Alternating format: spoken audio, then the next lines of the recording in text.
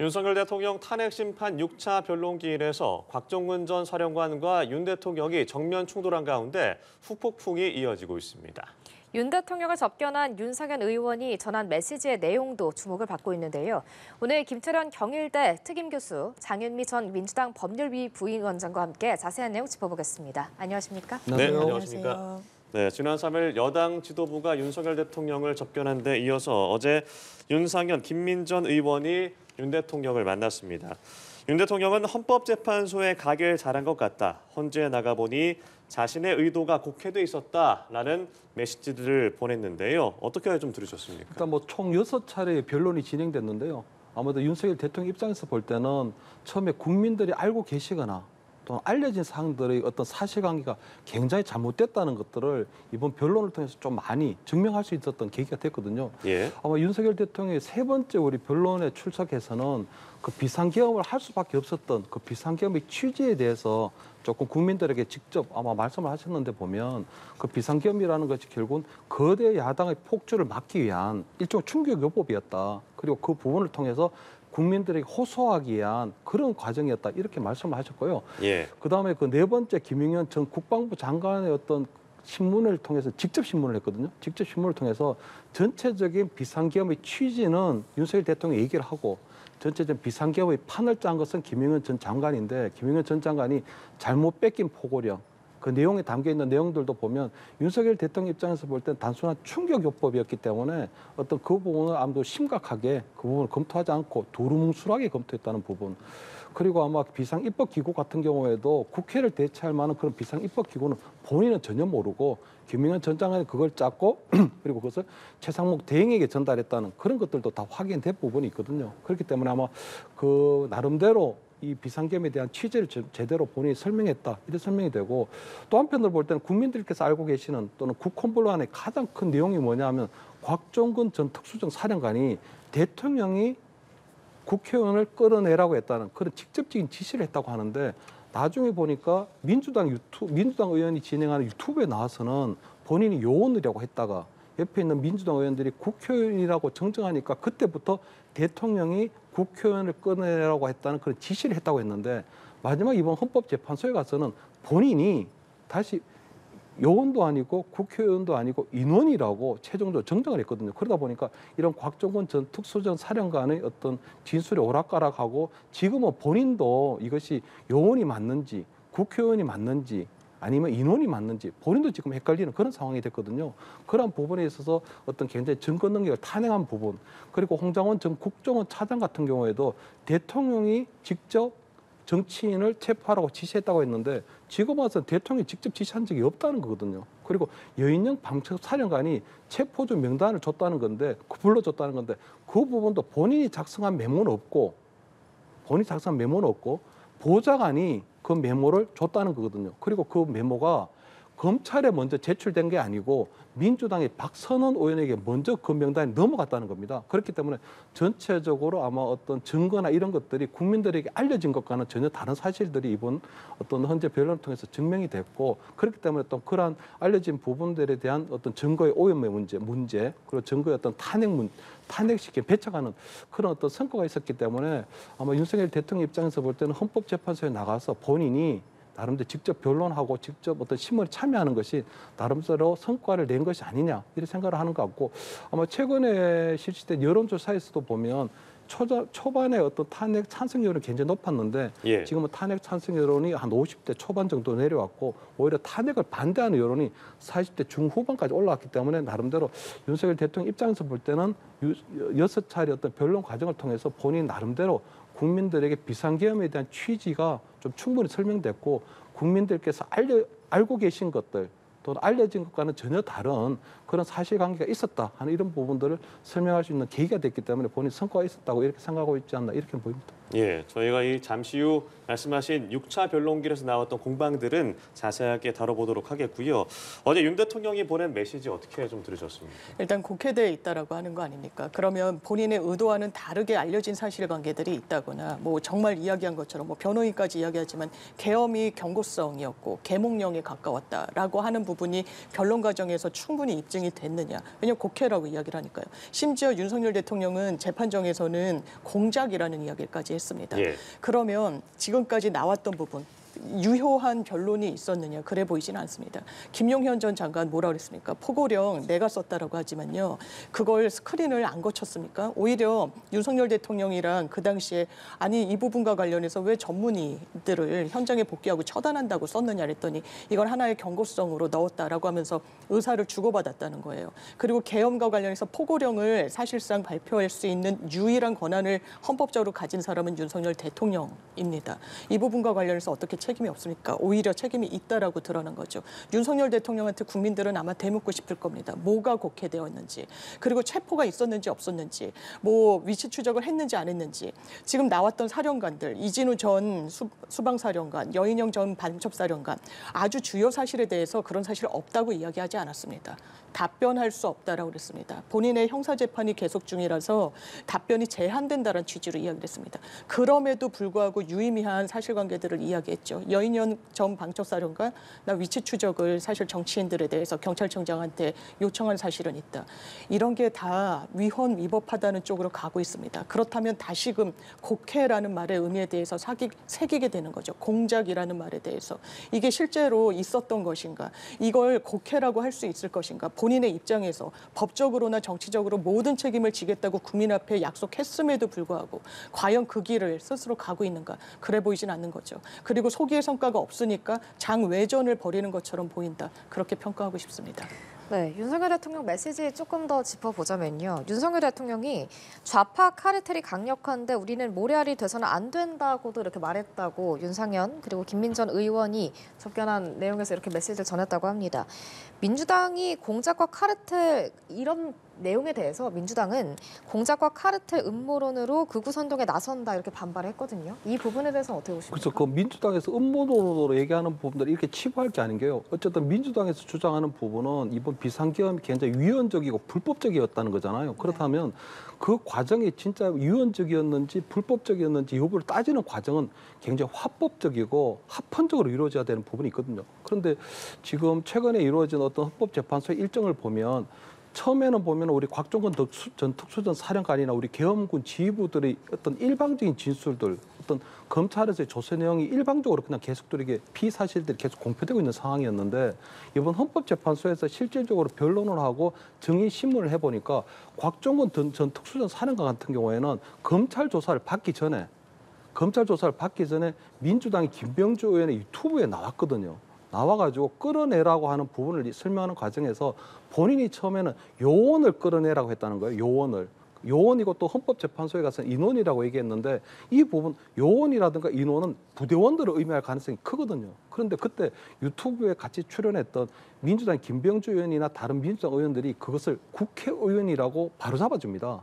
그때부터 그냥 곽종건 전 특수전 사령관의 머릿속에는 대통령이 국회의원을 끌어내라는 것들로 그냥 계속 입력이 된 거예요. 계속적으로 그런 부분들이 언론을 통해서 공표가 되고 국민들께서도 대통령이 계엄 해제 의견을 막기 위해서 국회의원들을 끌어내라고 했구나. 이거는 굉장히 국회 문란인데 이건 내란인데 이건 탄핵 대상인데 이랬는데 실제로 와서는 지금 곽 특수전 사령관이 보면 본인이 그렇게 이해했다는 거거든요. 이해했고 마지막 헌법재판관이 물어보니까 인원이라고 얘기한다는 거예요. 그럼 인원이라는 건 국회의원들을 의미하는 건 전혀 다른 그 부분이거든요. 그렇기 때문에 그런 부분들은 아무래도 이 부분들은 민주당 유튜브 채널에 나가면서 오염된 게 아니냐, 증거가 오염되거나 아니면 새로운 기억들이 주입된 게 아니냐 하는 얘기를 할 수 있는 거고 특히 홍장원 전 국정원 차장 같은 경우에도 더 심각하게 얘기한 게 뭐냐면 정치인을 체포하라 그랬다는 거거든요. 정치인을 체포하라. 대통령이 직접 정치인을 체포하라고 했기 때문에 그 정치인 중에는 또 한동훈 전 국민의 대표도 포함되어 있기 때문에 그 한동훈 대표 같은 경우에도 아마 제 생각에는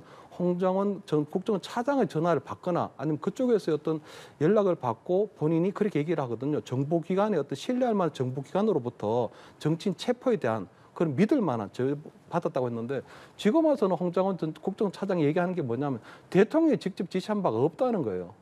대통령은 그냥 싹 잡아드리라고만 얘기했지 직접적으로 정치인 체포를 직접적으로 지시한 적이 없다는 거예요. 그럼 누구에게 들었냐 하니까 여인영 방첩 사령관에게 전화했더니 체포 명단을 불러줬다는 거거든요. 체포 명단을 불러줬어. 근데 그 체포 명단을 불러준 사람은 여인영인데 그러면 여인영이 대통령의 지시를 받았는 건지 아니면 본인의 생각을 얘기한 건지는 모르는 거거든요. 그러면은 홍장원 전 국정차장 같은 경우는 대통령이 지시했다는 것은 벌써 배척이 돼야 되는 거잖아요. 그리고 그 부분을 본인이 오른손잡이인데 왼손잡이 글씨로 썼다는 거거든요. 그래서 본인이 알아볼 수가 없어서 보좌관을 불러서 그 글을 다시 바로 썼다는 거거든요. 근데 그 명단이 검찰에 제출된 게 아니고요. 민주당의 박선원 의원에게 제출이 된 거예요.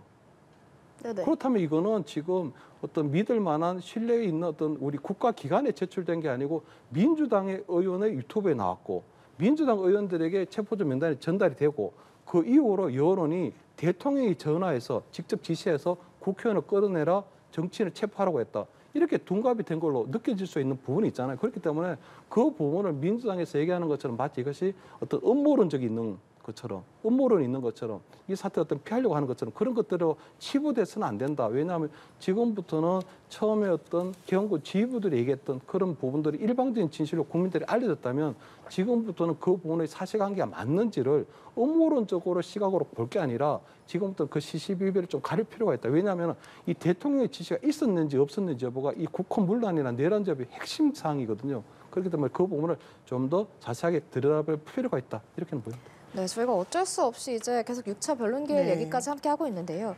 그 윤 대통령의 메시지에 대해서요. 일각에서는 흔들리지 말고 내 중심으로 좀 모여달라 이런 해석도 나오고 있거든요. 맞습니다. 이 부분에 대해서는 어떻게 보십니까? 그게 정확한 해석인 것 같고요. 그게 장애 선동을 한다라고 보여지는 거죠.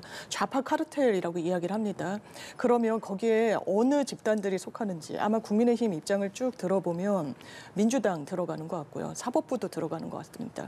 뭐 경찰, 공수처 이런 수사기관도 좌파 카르텔의 한 축으로 보이고 더 나아가서 본인의 지시까지 윤석열 대통령의 육성을 듣고 현장에 나갔다는 사령관들까지 지금 이 모종의 음모에 같이 가담하고 있다는 취지예요. 대단히 허황됩니다. 어떻게 그렇게 주장할 수 있는지 좀 의아한데 이를테면 그 당시에 사령관들이 윤석열 대통령으로부터 지시를 받았다는 부분에 대해서 홍장원 전 차장도 일관되게 이야기를 하고 있습니다. 이 사람들이 거짓말을 지어낼 이유가 없어요. 왜냐하면 이런 사실관계들을 이야기하면 본인도 처벌받는데요. 그런 부분과 관련해서 그럼에도 불구하고 증언하는 겁니다.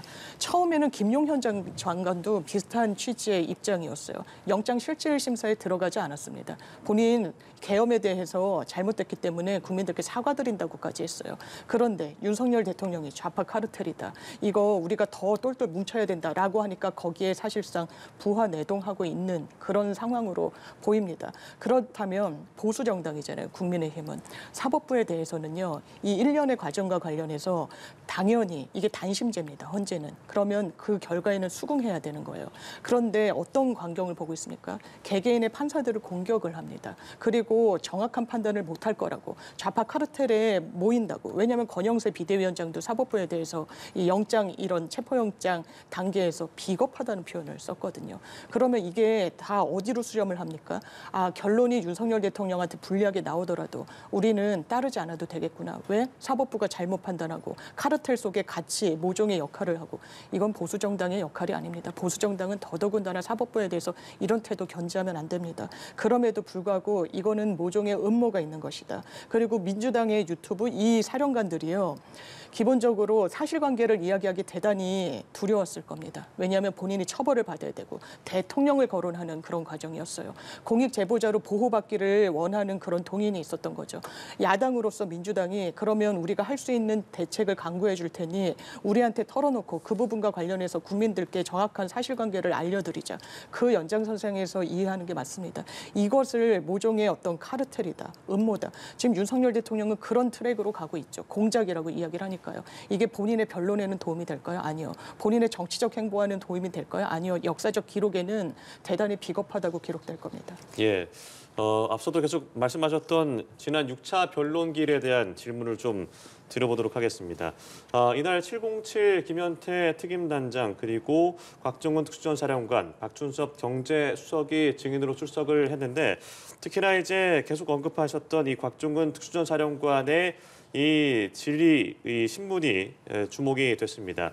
의원이냐, 뭐 요원이냐 여러 가지 공방 해석들이 있었는데 말씀하신 대로라면 그 민주당 김병주 의원의 유튜브에 출연해서 혼재된 측면 그래서 그때 이후부터 이 국회의원이 을 끌어내라라고 했다고 이게 주장하신 것 같은데요. 이렇게 질문을 좀 드려볼게요. 곽정근 특수전사령관 같은 경우에는 이제 그 유튜브뿐만 아니라 지난달 10일에 있었던 뭐 국회에서라던가 그리고 이번 주에 있었던 화요일에 있었던 국조특위 청문회에서도 일관되게 대통령이 국회의원을 끌어내라라고 지시를 했고 그리고 그 당시에는 요원일 수가 없는 것이 그때는 요원이 없었다. 0시 30분경에 말이죠. 그러면 민주당 의원에 의해서 오염됐다라고 좀 보시는 건지 이 그럼요. 부분은 지금 어떻게 저는 생각하시는지. 곽 사령관의 지금 믿을 수 있는 일관된 이야기는요. 처음에 민주당 의원 유튜브에 나왔을 때 요원이라고 했던 첫말 예. 그리고 어제 헌법재판소에서 어디 재판관들 앞에서 밝혔던 인원 이 두 가지는 정확한 거라고 보이거든요. 근데 요원하고 인원은요 부대원들을 의미하는 겁니다. 부대원들. 그러니까 국회 본청에 진입한 우리 경군이든 아니면 국회 본청에서 그냥 실랑이를 벌이고 있었던 경군이든 저는 부대원을 의미한다고 보고요. 그 요원이라고 얘기할 때 같이 출연했던 민주당 의원들이 국회의원이라고 바로잡아주거든요.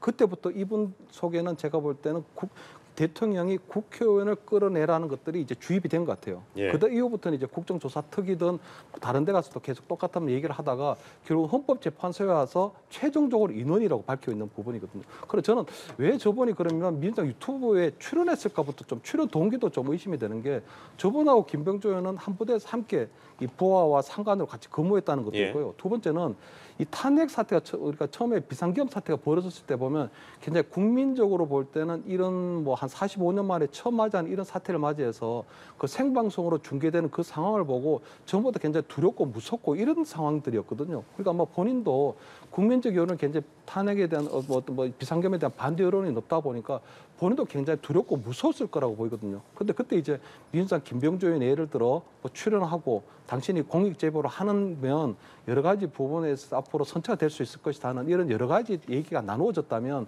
상당히 본인의 입장에서 볼 때는 사실관계를 털어놓겠다는 것도 있지만 아무래도 그런 제안을 하는 민주당 의원들의 좀 입맛에나 이런 맞는 그런 발언을 할 수 있는 거잖아요. 그러다 보니까 본인은 그냥 사실관계만 털어놓으면 되는 줄 알고 요원이라고 얘기했는데 바로 그 자리에서 국회의원이라고 바로 잡아지면 그렇게 맞춰갈 수밖에 없는 부분이 있다고 보이거든요. 그렇기 때문에 저는 지금 굉장히 그 당시에 곽 사령관이나 이런 분들, 홍장원 전 국정차장 같은 경우도 마찬가지로 왜 이렇게 됐냐면은 그 비상계엄이 일어나고 난 다음에 조태용 원장에게 야당 대표에게 가서 이 부분을 설명하고 보고해야 된다고 하니까 조태용 원장이 이 부분에 대해서 용납하지 못해서 해임 건의를 했고 해임이 됐다는 거거든요. 예. 그 이후에 본인이 또 태도가 돌변했다는 그런 것들이 있기 때문에 대통령 입장에서 볼 때는 당연히 곽정근 전 특수전사령관 민주당 유튜브 채널에 출연하면서 진술이 오염됐다.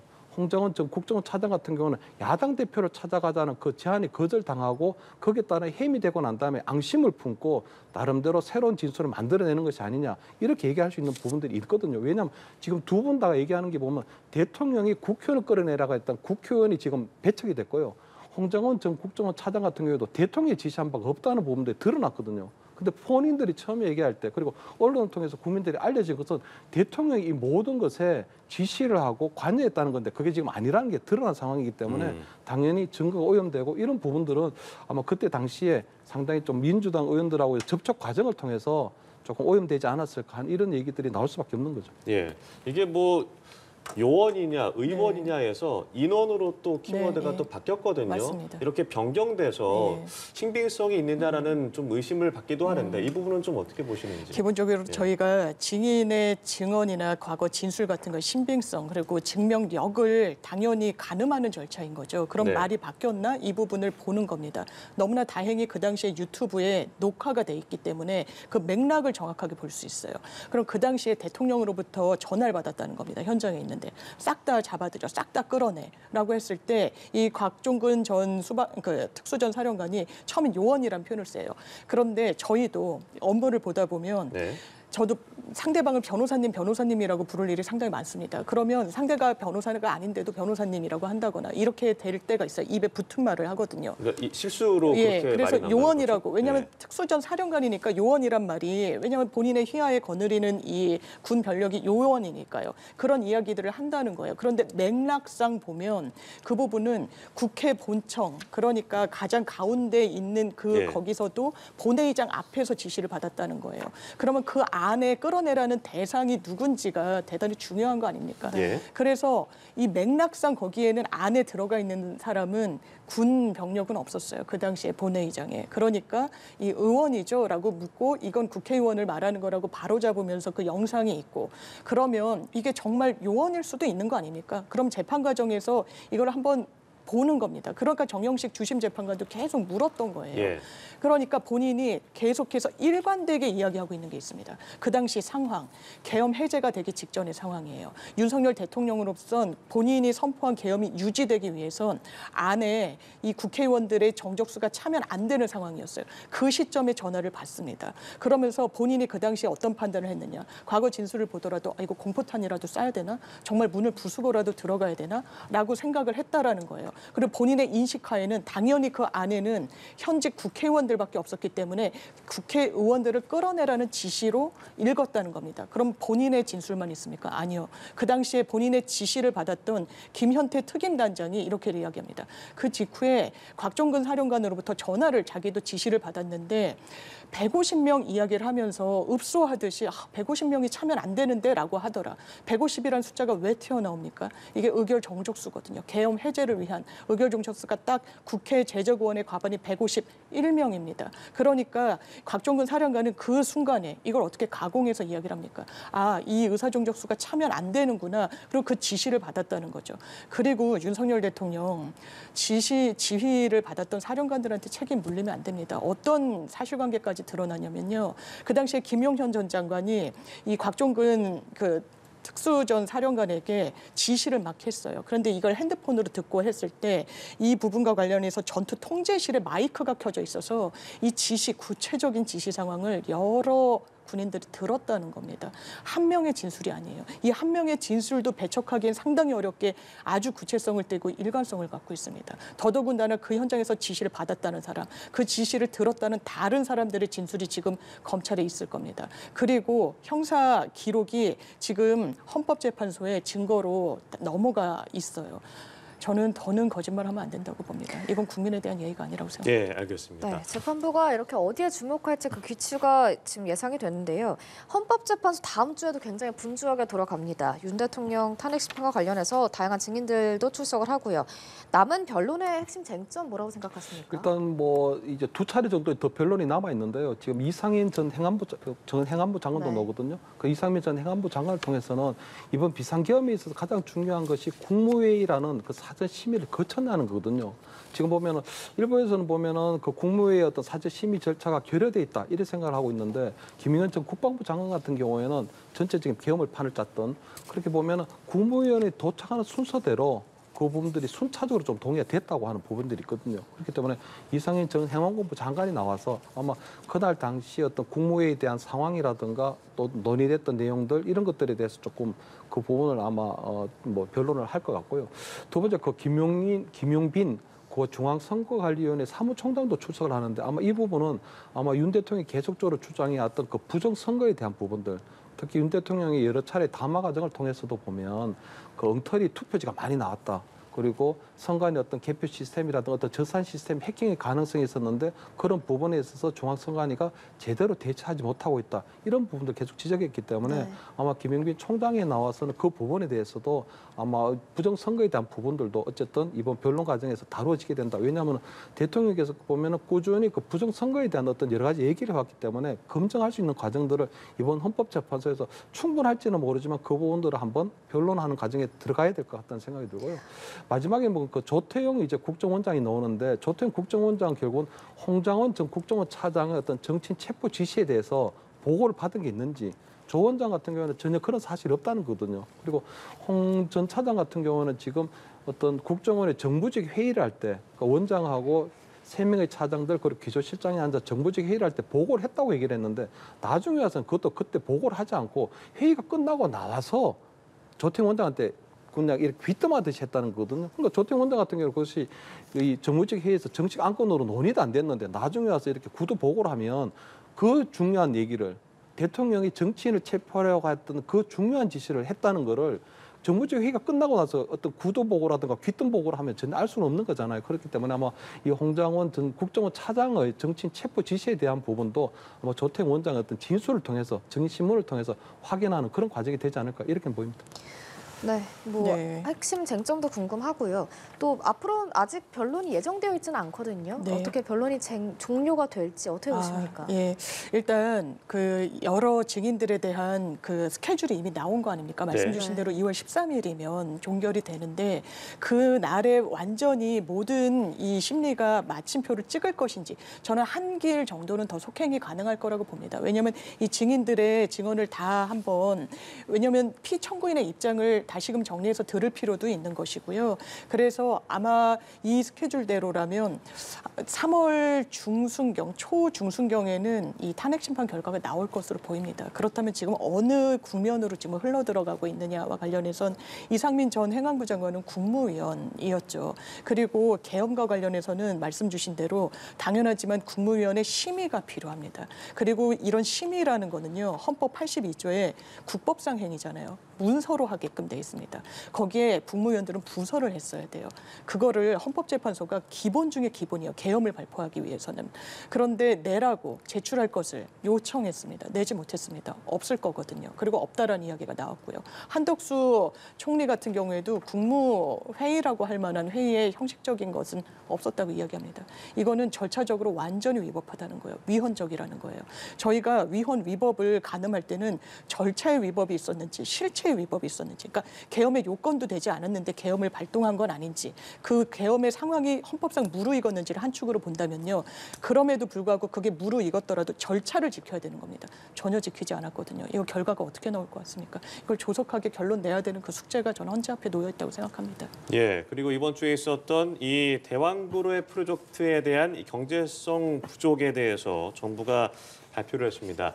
특히나 지난해 윤 대통령이 직접 국정 브리핑을 통해서 이 내용을 알렸기 때문에 많은 분들이 기대를 하고 지켜보셨을 텐데 일단 1차 시추를 통해서 경제성이 없다라는 정부의 판단이 있었고 여권에서 또 안덕근 산업통상자원부 장관 입장에서는 추가로 해볼 여지는 있다. 하지만 반대편에서는 사기극이다. 이런 비판을 내놓고 있습니다. 이 부분은 어떻게 보십니까? 그래서 이거는 자원 탐사에 대한 부분이거든요. 저는 민주당에서 뭐 어떤 사기극이다, 대국민 사기극이다 이러한 부분들은 너무 과장돼 있다, 너무 잘못돼 있다는 표현이 왜냐하면 이 자원 탐사 과정을 좀 지켜봐야 되는 게요.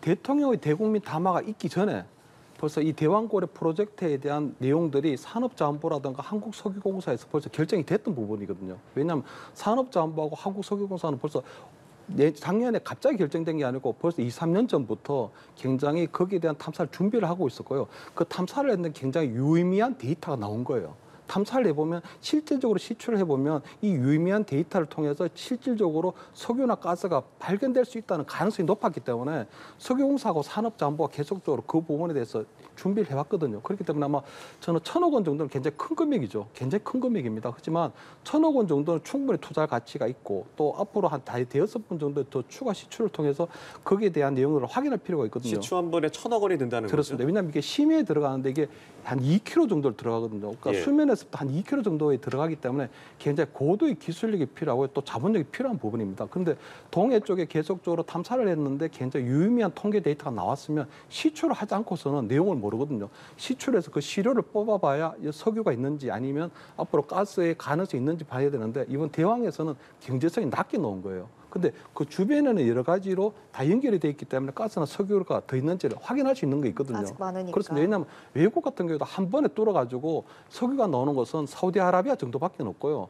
저 우리 노르웨이의 어떤 북해라든가 아니면 저 아프리카 쪽에도 보면 최소한 10여 차례 정도 시추를 해야 되는 게 있거든요. 예. 단지 민주당에서 저는 이거를 굉장히 정치적 공격으로 가고 있는 부분이 이 부분들이 윤석열 대통령이 대국민 담화를 했거든요. 그리고 그 과정을 설명하는 과정에서 삼성전자 시총이 몇 배가 된다는 설명을 하는 바람에 네. 아마 그 부분들이 이제 국민들이 굉장히 큰 희망을 준 부분도 있지만 가지고. 오히려 어떤 전국을 모면하려고 하는 게 아니냐 이런 부분도 있지만 지금 민주당의 어떤 이것들이 대국민 사기극으로 해버리면요 민주당에서 앞으로 집권할 가능성이 있을 수도 있는데 민주당이 정부가 됐을 때 그러면 이 부분을 어떻게 설명할 거냐는 거죠. 저는 그래서 어떤 석유공사나 산업자원부에서 어떤 자원 탐사에 대한 가능성을 갖고 접근한 부분하고 윤석열 대통령이 대국민 담화를 어떤 통해서 국민들에게 어떤 전국을 어떤 모면하려고 했던 부분과는 분리를 해줘야 되거든요. 근데 민주당에서 보면 지금 한꺼번에 싸잡아서 괜히 쓸데없는 돈에 무어 넣었다 이래 되는 거거든요. 이거는 전혀 사실관계도 잘 모르고 일의 선호도 전혀 모르는 그런 상황이라고 보고요. 저는 지금 앞으로 산업자원부나 석유공사의 판단들 이번에 아마 유의미한 데이터가 나왔고 이번에 아마 좀 의미 있는 어떤 경제성 성과가 나오지는 않았지만 앞으로도 여러 차례 어떤 시추를 통해서 국민들이 좀 더 희망을 주고 석유와 가스가 매장될 수 있는 가능성에 대한 여지를 뚫어보는 게 좋다. 이게 파이오니어 관점에서 개척하는 관점에서 하는 게 맞지 민주당에서 얘기하는 것처럼 사기극이다. 이거는 윤석열 대통령의 어떤 대국민 담화에만 어떤 초점 맞추는 부분은 맞지 않다. 저는 이렇게 보입니다. 네, 들어볼까요? 네, 일단 산자부에서 나오는 말이 주무부처니까 좀 중요할 거 아닙니까? 일단 그 당시에 윤석열 대통령이 발표했을 때 정무적인 이런 영향의 개입이 있었다라고 이야기가 나옵니다. 그리고 어떤 흔적과 정황은 있지만 산업성과 경제성이 없다라고 이야기가 나오고 있는 거죠. 그러면 1,000억 원을 계속해서 들여가지고 이걸 추진하는 게 맞습니까? 그 당시에도 윤석열 대통령에 대해서 많은 고언이 있었다는 겁니다. 대단히 유동적이고 가능성이 좀 낮을 수도 있기 때문에 대통령이 발표를 하는 것은 상당히 조심스럽다. 이거는 그냥 주무부처 장관이 하도록 하는 것이 맞다. 그러지 않았습니다. 이거를 이를테면 국정 운영의 어떤 난국을 돌파하는 하나의 이벤트로 사고했던 것으로 보이거든요. 그러니까 허황된 지표가 나왔던 겁니다. 어떻게 삼성전자의 시가총액의 5배가 되는 이익이 있을 수 있습니까? 이를테면요. 그리고 140억 배럴이 묻혀 있을 수 있다라고 했어요. 이거는 우리나라가 산유국이 되는 겁니다. 이 부분과 관련해서 그러면 최소한 아주 객관적인 점검은 있었는지. 왜냐하면 국민 혈세가 들어가니까요. 그런데 1차적으로 지금 문재인 정부 이야기를 하시는데요. 그 당시에 가늠을 했었던 부분은 아주 적으로 세계에서 아주 공인된 기업이라고 할 수 있는 우드사이드사가 한번 봤던 겁니다. 이거 경제성이 좋지 않다. 철수를 한 거죠. 그 뒤에 액트지오라는 회사를 고용을 해가지고 자문을 받습니다. 이 회사 어떻습니까? 세금 체납하고 1인 회사였고 이 현황을 보더라도 그냥 주택가에 자리 잡은 전혀 검증되지 않았던 그런 회사였어요. 거기에 1,000억 원씩 지금 국민의힘도 정말 책임 있는 정치인들이시라면요.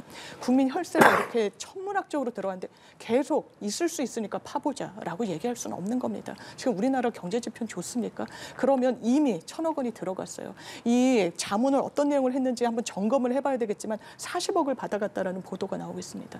이게 책임 있는 저는 국정 운영의 자세가 아니라고 생각합니다. 이 부분과 관련해서 윤석열 대통령이 또 책임질 부분이 있다면 점검해야 될 겁니다. 알겠습니다. 오늘 말씀 여기까지 듣겠습니다. 지금까지 김철현 경일대 특임교수, 장윤미 전 민주당 법률위 부위원장과 함께 이야기 나눠봤습니다. 고맙습니다. 고맙습니다. 감사합니다.